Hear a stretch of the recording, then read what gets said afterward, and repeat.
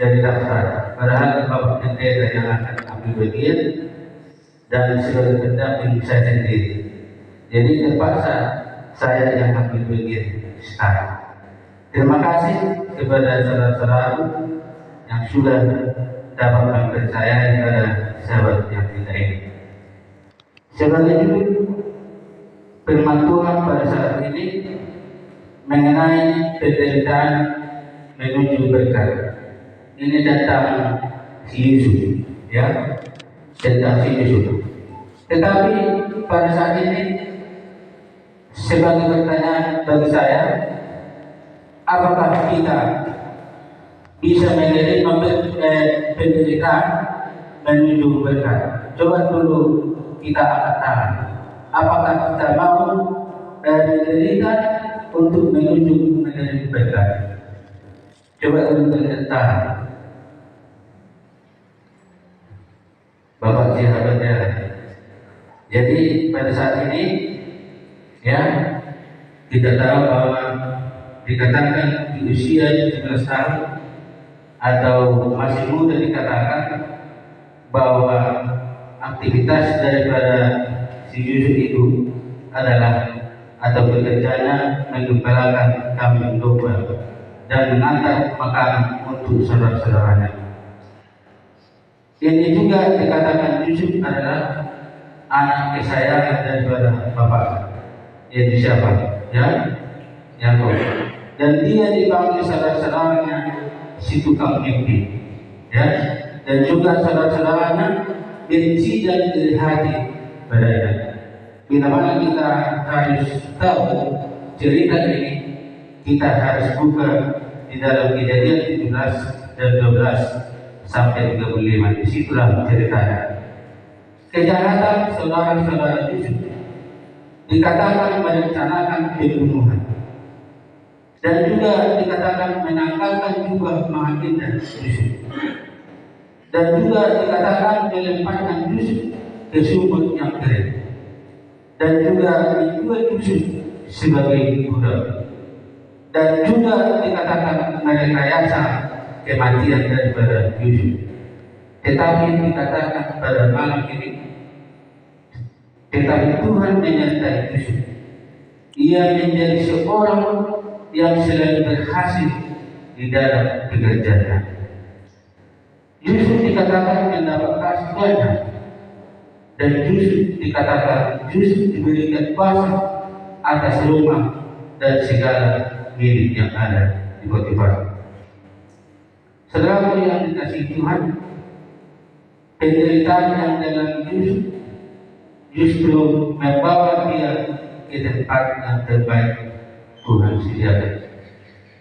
Kadang-kadang di dalam kehidupan kita pun demikian. Banyak sesuatu kesulitan yang harus kita hadapi.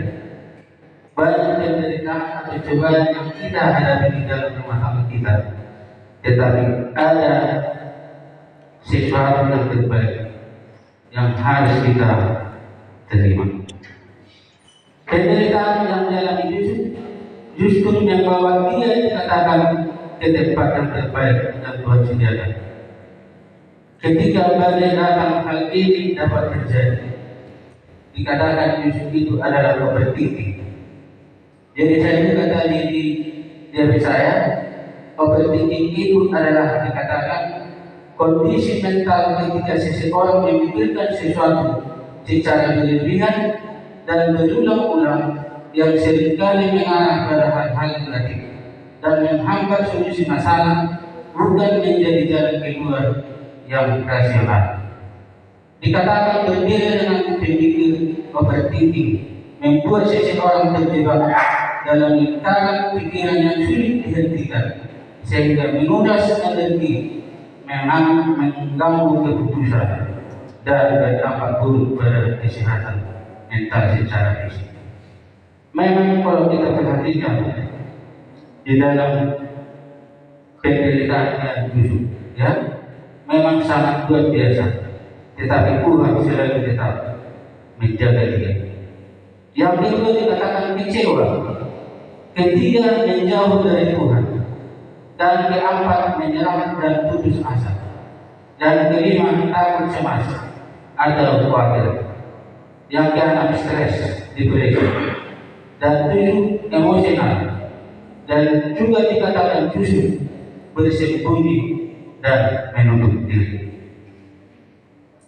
Saudaraku yang dikasihi Tuhan, dikatakan daripada justru ini, Tuhan, aku masih muda, dikatakan kepujian hidupku sudah begini luar biasa. Tuhan, aku sudah kerja dari pagi sampai malam, kau belum punya rumah sendiri. Itulah dikatakan. Belum tentu apa yang kita pikirkan dan inginkan adalah yang terbaik bagi kita. Tuhan telah menyediakan yang terbaik dari surga untuk kita. Sebagai pertanyaan bagi kita, bagaimana jika berkat-berkat Tuhan datang melalui penderitaan? Bagaimana jika kesembuhan Tuhan datangkan melalui air mata? Bagaimana jika kesulitan tidur di malam hari adalah sinyal kepada kita bahwa Tuhan dekat? Bagaimana jika pencobaan adalah kemurahan yang tersamarkan? Bagaimana jika pencobaan adalah kemurahan Tuhan yang tersamarkan? Namun dikatakan, jika kita menyerahkan sepenuhnya kepada Tuhan, apa yang akan terjadi? Tidak peduli seberapa besar dari itu, ingatlah dikatakan di sini 4 hal di dalam firman Tuhan. Sama-sama kita dulu membaca Keluaran 14 ayat 14. Apa dikatakan di sana?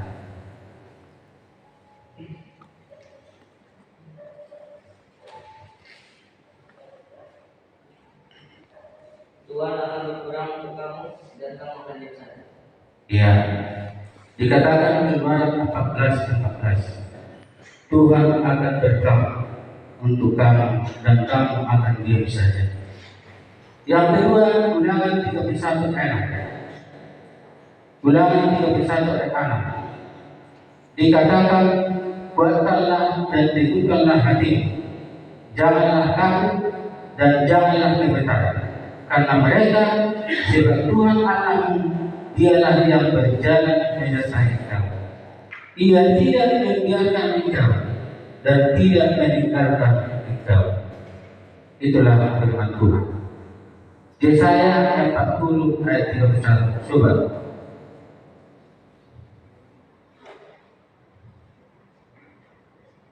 Apa yang dikatakan di sana?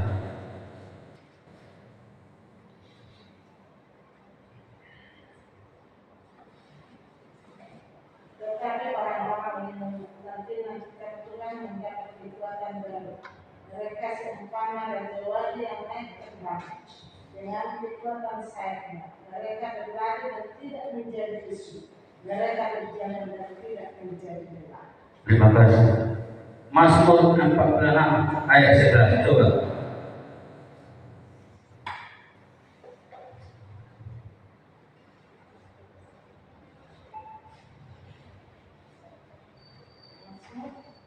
Mazmur 46 ayat 11.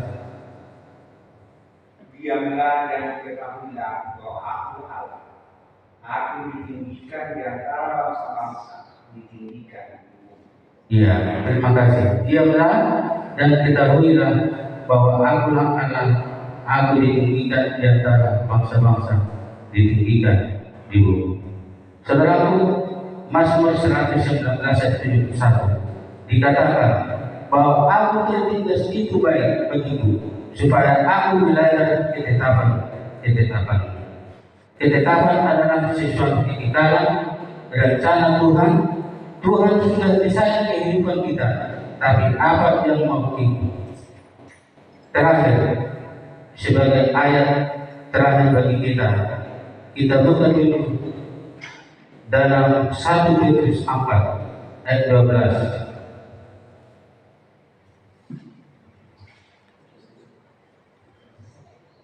1 Petrus 4 ayat 12 sampai 16. Menderita sebagai Kristen, saudara-saudara yang dikasihi, jangan kamu heran akan nyala api siksaan yang datang kepadamu. sebagai ujian. Seolah-olah ada sesuatu yang luar biasa terjadi atas kami.